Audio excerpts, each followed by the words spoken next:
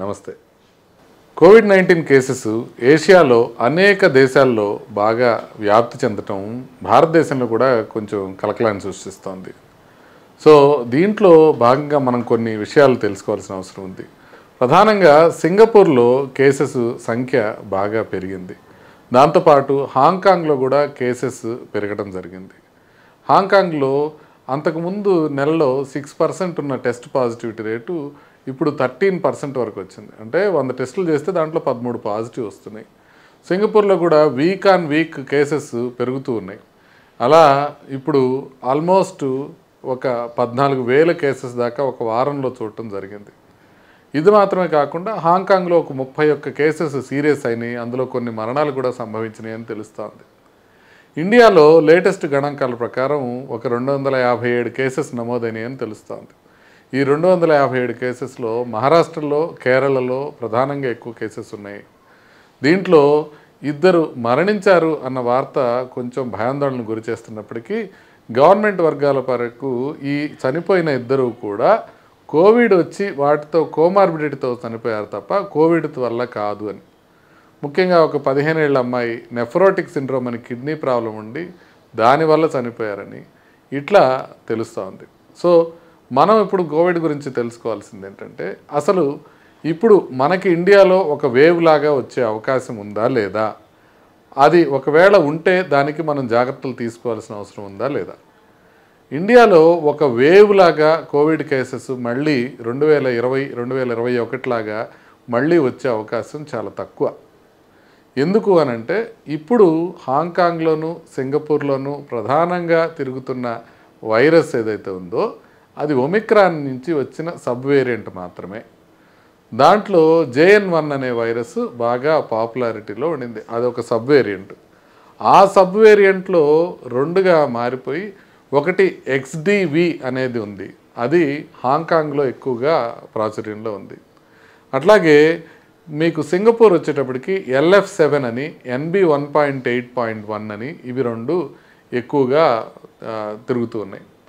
So ఈ వైరస్లు ఏవైతే ఉన్నాయో ఇవి ఒమిక్రాన్ సబ్ ఫ్యామిలీయే కాబట్టి ఒమిక్రాన్కి ఆల్రెడీ మనకి ఇమ్యూనిటీ ఉంది కాబట్టి మనకి ఒక పెద్ద వేవ్ లాగా హాస్పిటలైజేషన్స్ అయ్యే అవకాశం తక్కువ.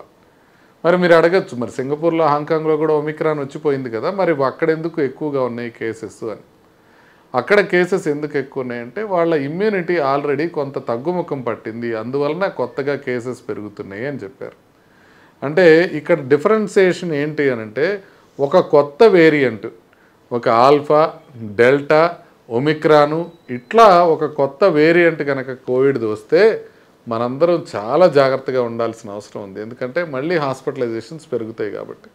కానీ వచ్చిన వైరస్కే మన ఇమ్యూనిటీ వేన్ అయిపోవడం వల్ల వస్తే చాలా తక్కువ మందికి సీరియస్ అయ్యే అవకాశం ఉంటుంది, ఎక్కువ మందికి మైల్డ్గా వచ్చే అవకాశం మాత్రమే ఉంటుంది.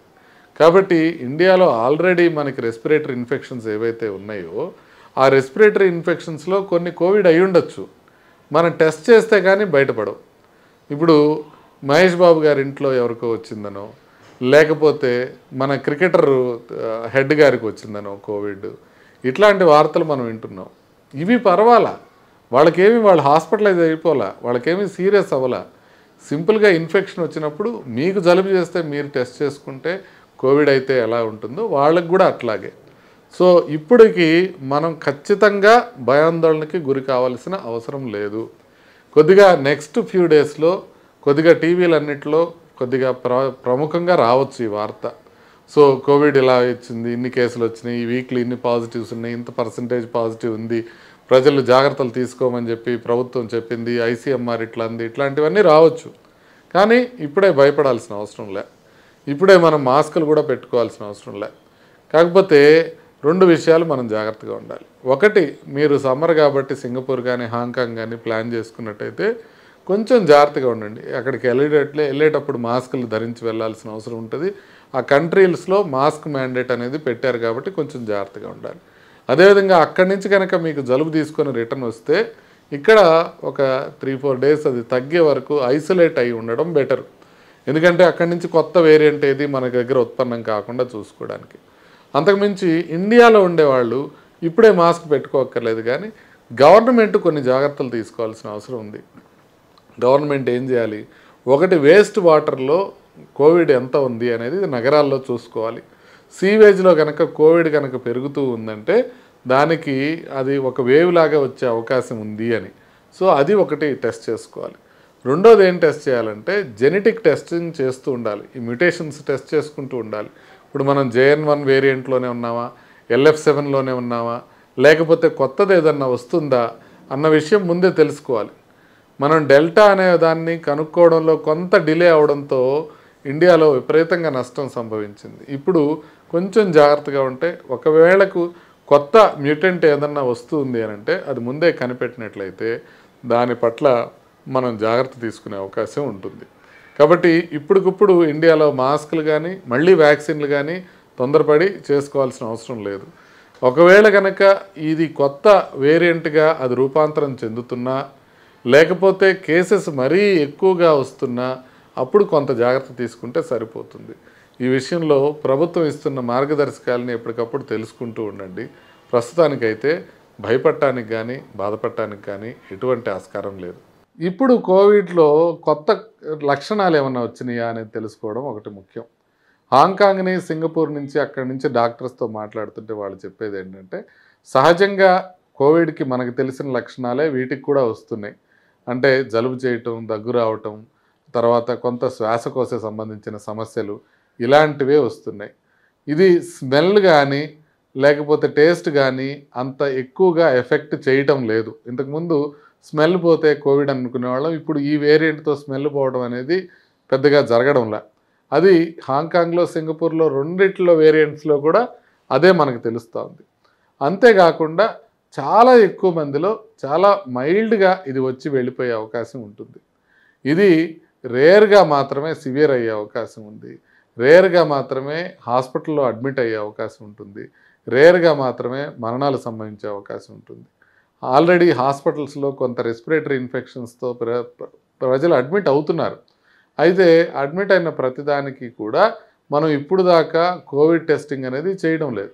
అయితే కోవిడ్ టెస్టింగ్ కంపల్సరీ చేయాలన్న నిబంధన గవర్నమెంట్ నుంచి కనుక అడ్మిటెడ్ పేషెంట్స్కి వస్తే, అంటే సారీ అంటారనమాట, సివియర్ అక్యూట్ రెస్పిరేటరీ ఇన్ఫెక్షన్స్ అని, ఇలా వచ్చి అడ్మిట్ అయిన వాళ్ళకి కనుక కంపల్సరీ అందరికీ మనం కోవిడ్ కనుక టెస్ట్ చేసుకునే అవసరం కనుక ప్రభుత్వం కల్పిస్తే మనం ఇంకా ముందే ఈ కోవిడ్ ఇంకా సీరియస్ అవుతుందా లేదా అనే విషయాల్ని మనం గమనించవచ్చు. ఇకపోతే వ్యాక్సిన్స్ విషయంలోకి వస్తే మనం కొన్ని జాగ్రత్తలు తీసుకోవాలి.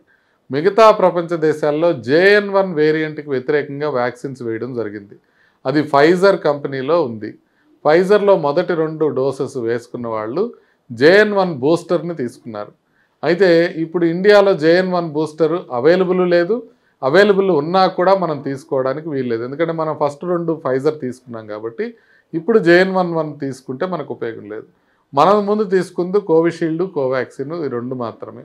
సో వాటిని ఏదన్నా బూస్టర్ తీసుకోవాలా అంటే ఇప్పుడు ఎట్ ప్రజెంట్ అయితే ఉన్న ఇన్ఫర్మేషన్ ప్రకారం బూస్టర్స్ జోలికి వెళ్ళకండి, అవసరం లేదు. ఎందుకంటే వస్తున్న ఇన్ఫెక్షన్ ప్రమాదకరంగా లేదు.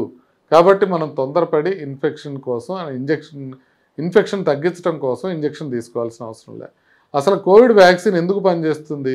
కోవిడ్ ఒకవేళ వస్తే సీరియస్గా రాకుండా ఉండటానికి పనిచేస్తుంది తప్ప అది ఆ ఇన్ఫెక్షన్ రావటాన్ని ఎఫెక్టివ్గా ప్రివెంట్ చేయలేదు. కాబట్టి మనకి ఇప్పుడు సివియర్గా వచ్చే కేసెస్ ఆల్రెడీ తక్కువగా ఉన్నాయి కాబట్టి ఇప్పుడు వ్యాక్సిన్స్ కానీ ఇట్లాంటివి వేసుకోవడం మంచిది కాదు. అయితే మనం ఇంతకు ముందుగా అనుకున్నట్టుగా ఏదైనా ఒక వేవ్ వచ్చే ముందు కూడా మొదటి వరుసలో ఉండకూడని వాళ్ళు ఎవరు అనంటే వృద్ధులు, తర్వాత కోమార్బిడ్ కండిషన్స్ ఉన్నవాళ్ళు, అంటే గుండె జబ్బు కానీ, కిడ్నీ జబ్బు కానీ, శ్వాసకోశ సంబంధిత డిసీజెస్ ఉన్నవాళ్ళు కానీ, క్యాన్సర్స్ ఉన్నవాళ్ళు కానీ, ఇట్లా వీళ్ళు ముందు వరుసలో ఉండి తెచ్చుకోకూడదు. అంటే వాళ్ళు ఎక్స్పోజ్ అవ్వకూడదు. వాళ్ళు ఎవరికన్నా జలుబు చేస్తే కొంత దూరంగా ఉండటం, అవసరమైతే వాళ్ళు మాస్క్ ధరించడం కొంత మేరకు చేస్తే కనుక వాళ్ళకి డిసీజ్ రాకుండా ఉంటుంది. చక్కగా హెల్తీగా ఉన్న యంగ్ పీపుల్ ఏంటంటే వాళ్ళకి మాస్క్ ధరించాల్సిన అవసరం లేదు. ఒకవేళ ఇన్ఫెక్షన్ వచ్చినా వాళ్ళు తట్టుకునే అవకాశం ఎక్కువ ఉంటుంది. కాబట్టి at this point of time panic అనేది అస్సలు అవసరం లేదు. కేవలం తెలుసుకోవటానికి, ఇన్ఫర్మేషన్ తెలుసుకోవటానికి మాత్రమే ఆసక్తి చూపించండి.